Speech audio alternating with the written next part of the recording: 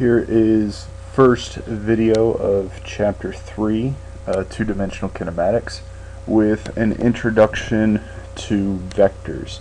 So we've been talking about vectors a little bit in chapter 2.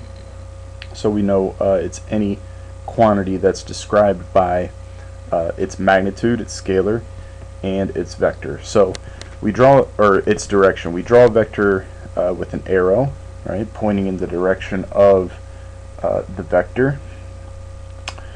So we give it this notation, right? To denote that it's a vector, we put a little arrow on the top. It still has a magnitude associated with it.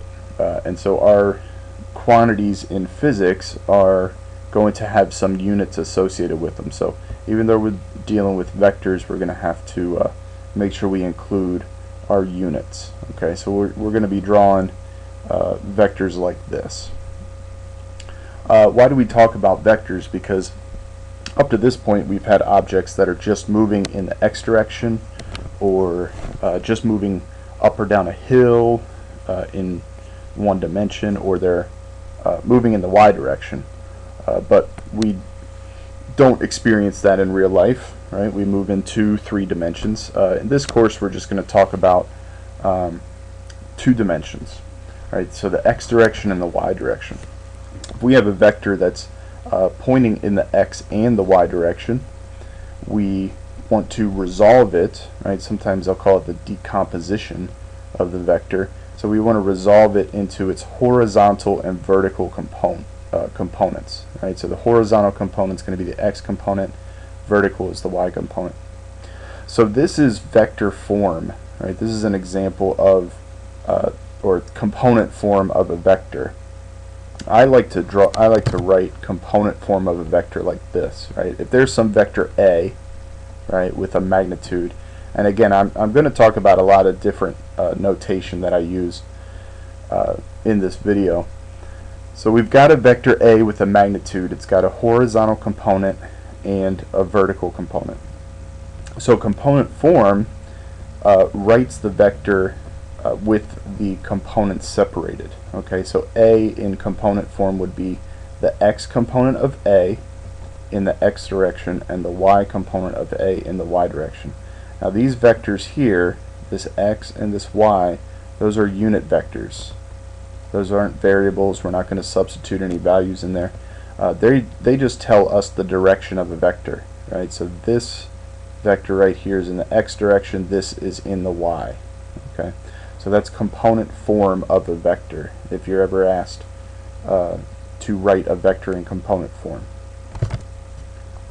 So the horizontal and vertical components of a vector are found using these 2 expressions. A is the magnitude of the vector. Okay. If you see A without a hat, or some quantity without a hat, that's just the magnitude. That's the scalar component. So how do we get these expressions, A cosine theta and A sine theta? First, you'll see maybe in your textbook, and I'll write it like this fairly often, the magnitude of a vector looks like this, right? So it's got the vector hat, but it's got absolute value bars, right? It's a magnitude, it's a scalar, it's always positive. So how do I know that this component is the cosine component, this component is the sine component? So if I take this arrow and I move it over here, I can move a vector as long as I don't change its direction or how long it is. I can take this vector and I can place it right here, and what I've actually done is I've made a right triangle. Right? So this right triangle has a hypotenuse, which is A. The opposite side is the y component, and then the adjacent side is the x component. Okay, so this is a right triangle. We can use our trig identities to solve for a sub x, or excuse me, a sub x down here, and a sub y, and we'll get these expressions. Okay, a cosine theta and a sine theta. I always want it to be that way, right? Sometimes it won't. So in the occasions where they're backwards, I'm going to show you a little trick to handle that, because I want these formulas, or I want these expressions to be consistent with every problem that I do. Okay, so these are the components. These are going to be the expressions for how we find the components of a vector. Okay, so this theta is very important, right? I like this theta. I want to use this angle all the time, right? And we'll talk about that. So that angle theta is measured from the positive x-axis, right? It's the angle that the vector makes with the positive x-axis, right? And that's why I like it, because these formulas hold when I use this angle. Okay. The components can be positive or negative, and I've got a little sheet in my solutions. I'll talk about the different directions and how we handle assigning positive or negative signs to components. Okay, so the components can be positive or negative. The magnitude of a vector is always positive. Speaking of right triangles, if I had the x and the y component, I know two sides of a right triangle, and I'm looking for the hypotenuse. Okay, so if I take this vector and I move it over here, so I've got the x component here, the y component here, here's the hypotenuse. I can use the Pythagorean theorem to write a relationship between these vectors, right? So that's the x component squared plus the y component squared is the magnitude squared. And if I take the square root of both sides, I've got an expression for the magnitude of the vector. Right? The magnitude of the vector looks like this. Okay. So if I have the x and y components, throw them in the Pythagorean theorem, I can find the magnitude. So let's say I only have the x and the y components. I just found the magnitude, but I don't have the angle. So the ratio of the y component over the x component, I'm going to do a little trig again. The ratio of the y component over the x component is a sine theta, right? That's the magnitude, over a cosine theta. They'll cancel, and I'll get sine theta over cosine theta, which is equal to tangent theta. So tangent theta is the ratio of the opposite side over the adjacent side. Yeah, SOHCAHTOA, there you go. Theta, opposite side, adjacent side. Okay. If I take the inverse tangent of both sides of this equation, I get an expression for theta, the direction. So that's the inverse tangent of the y component over the x component of the vector. Now we just talked about one, maybe both of these being negative. Now what that's going to do is your calculator might give you a negative angle back. So we're going to talk about how to interpret that negative angle, because your calculator can only do so much in telling you the direction. Okay, so this theta is going to be the direction of the vector. That's how we describe the direction of the vector, the angle between the vector and the nearest x-axis. Right? Whatever the nearest x-axis is to that vector, that's what that angle is going to be. Okay, so if we have the components of a vector, right, we have the x and the y components, we can find its magnitude using this formula, the angle, the direction the vector is pointing in, using this formula. Okay.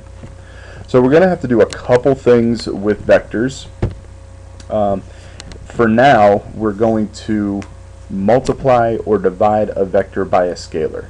So if you have a vector being multiplied or divided by a scalar, the result is always a vector. Okay. So basically what we're doing is if we're multiplying or dividing by a scalar, we're going to take the magnitude of the vector and just multiply it or divide it by that scalar. This vector is going to maintain the same direction. Okay, so it's still going to have the same direction. The x and the y components are still going to be pointing in the same direction. They're just either going to get larger or smaller depending on the scalar. Now if this scalar is negative, that means the horizontal and the vertical components of the vector both change signs. So that means the entire direction is going to change. Okay, if we multiply by a negative scalar, both the x and y components are going to change their signs, so the vector is going to switch direction.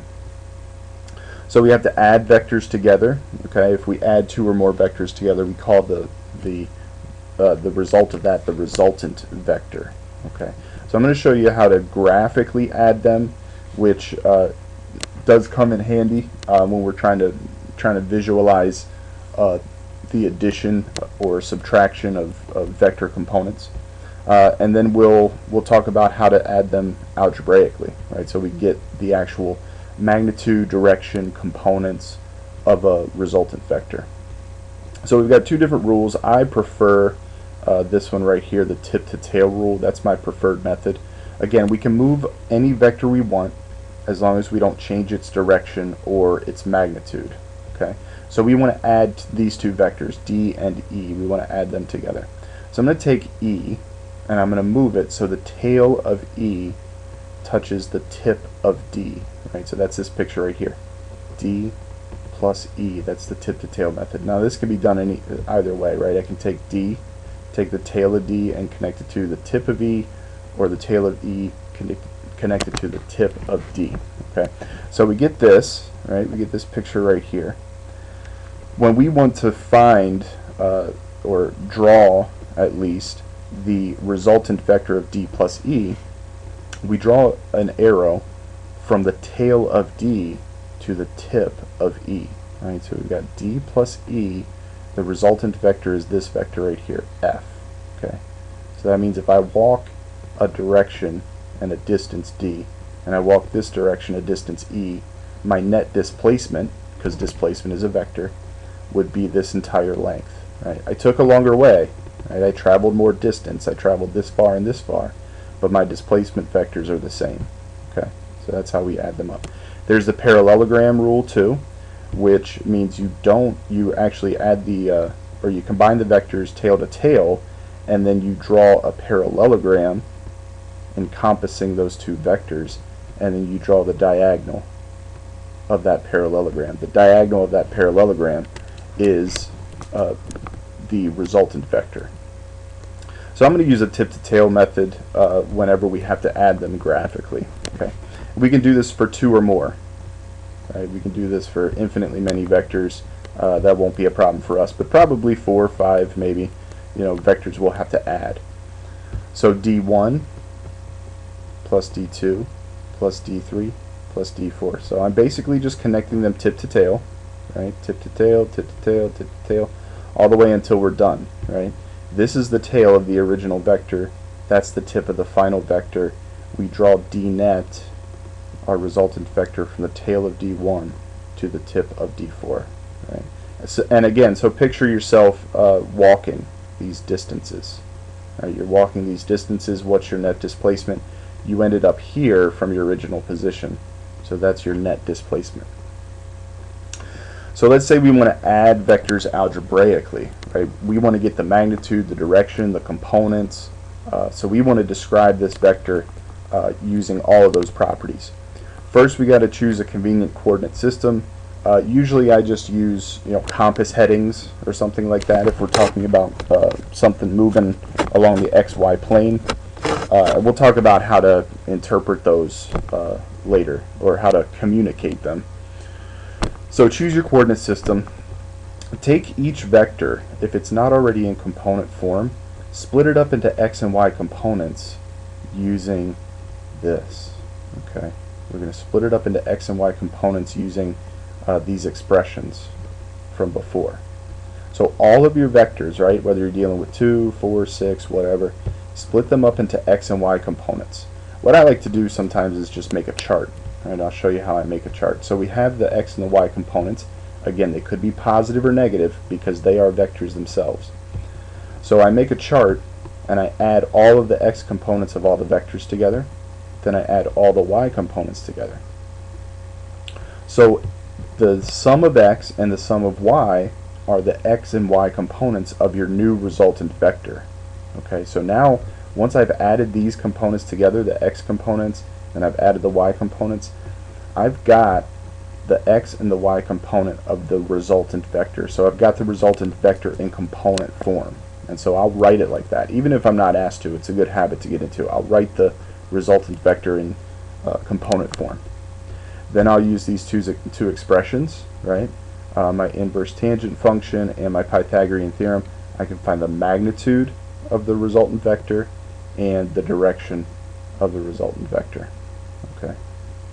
So we're going to take a couple magnitude and direction problems. So we're just resolving a vector with a magnitude and direction that are known, and we're going to resolve them into their x and y components. Okay, so these are both velocity vectors, but we can still do that. All right, they're still vectors, so we're just going to resolve them into their horizontal and vertical components. So my wind vector has a magnitude of 40 meters per second. It has a direction of 40 degrees east of south. I don't like this language at all. Not a fan of this. I'd rather say south of east, and I'll talk about why. But sometimes, you know, problems are going to throw angles measured from the y-axis, and it can get confusing. So what I'm going to do is I'm going to start with 4 possible quadrants that your vector can lie in. Okay, there are also 4 other cases that we'll deal with in an example problem. Okay, first, we've been dealing with vectors that are kind of pointing positive x, positive y, right? In the positive x and the positive y direction. So this means the x and the y component are positive, right? If you remember back to your algebra, what are the signs of the x and y values in each quadrant? We're going to use that to determine the signs of our x and y components. So I'm in the first quadrant, everything's positive. This is the angle that I like, theta, because it's above the positive x-axis. Alright, sometimes you'll be given this angle right here, okay, but I don't like that, so I'm going to show you how we handle that. So for now we're going to talk about theta. And where is theta? So I want to give a verbal description of my directions too. I'm measured above the positive x-axis, right? Above the positive x. Or I could say north of east, right? If I use my cardinal directions, north, east, south, west. This angle is being measured north of east. All right, so I can use either one of these phrases to describe that vector. Let's draw a vector in the second quadrant. Okay, my x component is negative, my y component is positive. Okay, so these are important signs to remember for later when I want to describe the direction of this vector. There's that theta that I like again. Okay, it's being measured from the nearest x-axis. So this angle is above the negative x-axis, or I could also say north of west. North of west. Third quadrant, everything's negative. Negative x, negative y. Okay, I'm measuring this angle from below the negative x-axis, or I'm south of west. Right? South of west, or I'm below the negative x-axis. Finally, fourth quadrant, my x component is positive, my y component is negative. Theta is being measured from below the positive x-axis, or south of east. Okay. Now I have 4 other cases where the vector is actually lying on is actually lying on the x-axis, either pointing in the negative or positive x direction, or it's lying on the y-axis, pointing in the positive or negative y direction. So I'll show you a couple cases of those, how I handle them kind of a bit more easily, or at least in my opinion fairly easily. Okay, so here's my problem. This is why I don't like this language. 40 degrees east of south. Right, I just went through all these, right? Okay, the only one that looks similar is this, but it says south of east. Right, south of east. So I don't like that. I'm gonna interpret this to make my life easier, right? So I've got a magnitude and I've got a direction. Okay, 40 degrees east of south. What does that mean?